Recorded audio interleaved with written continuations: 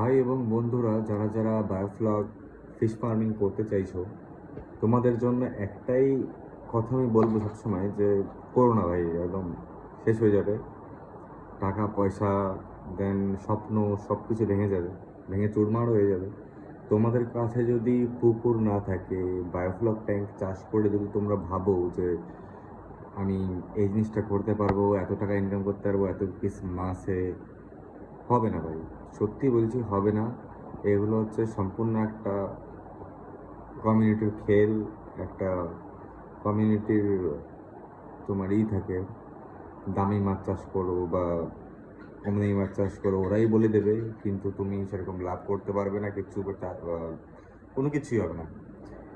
কিছুদিন আগে আমি একটা বায়োফ্লক ট্যাঙ্ক তৈরি করলাম 16,000 লিটারের, সেটা আমি আগের ভিডিওতেও বলেছি, আর আগের ভিডিওতে আমি শিঙি মাগুরের কথাও বলেছি। যদি চাও তো সেই ভিডিওটাও দেখতে পারো, হয়তো তোমাদের বুঝতে কোনো কিছু বাকি থাকবে না। আর আমি বলবো যে করবেন না বায়োফ্লগে। যদি ভেবে থাকেন যে না আমি এটা করতে পারবো ওটা করতে পারবো, কিচ্ছুই হবে না। এর থেকে ভালো হবে তোমাদের যদি কোনো পুকুর থেকে পুকুরে চাষ করো।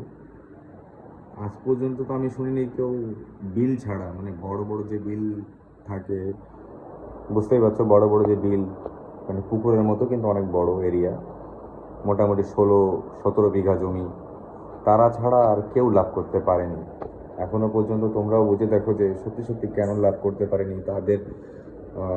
এত কোটি কোটি মাছ, তারাও কোটি টাকা ইনকাম করতে পারে না, আর তুমি সাধারণ বায়োফ্লগে চাষ করে কোটি কোটি টাকা ইনকাম করে দেবে? হবে না ভাই, আমার কথা শোনো।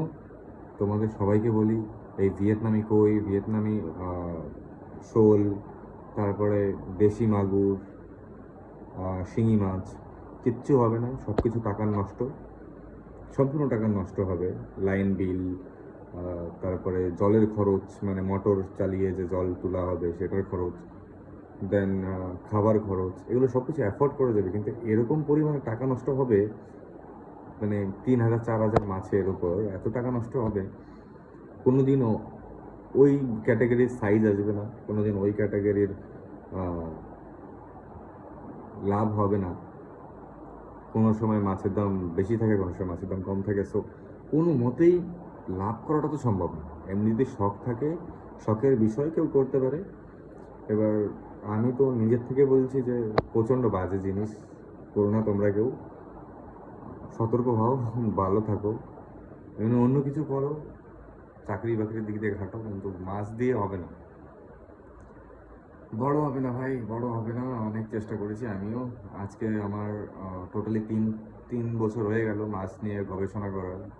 সর্বপ্রথম আমি দেশি মাগুর নিয়ে করেছিলাম, এর আগের ভিডিওতে তোমরা দেখতে পারো, বা আমার শর্টস, মানে রিলসগুলো আছে শর্টের, ওগুলো দেখে তোমরা বুঝে নিতে পারো যে অ্যাকচুয়ালি ব্যাপারটা কী। যদি পছন্দ, আমার কথাগুলো যদি একটু যদি অনুভূতি থাকে, বা যদি একটু বোঝার মতো হয়ে থাকে, তাহলে অবশ্যই লাইক করো ভিডিওটাকে, তাহলে আমি বুঝতে পারবো যে কতজন সহমত আমার সঙ্গে। বায়োফ্লগে কেউ, মানে অনেকজন সিমেন্টের ট্যাঙ্ক বানায়, এগুলো সব ফালতু, কিচ্ছু হবে না, কিচ্ছু হবে না। শুধু মাছের রোগ ব্যাধি হবে, মারা যাবে, অনেক কিছু হবে। আমার কাছেই এখন বহুত মেডিসিন আছে। নৈহাটি থেকে আমি চারা মাছ কিনি, তবুও কাজ হয় না, মানে বড় তো হচ্ছে না মাছ।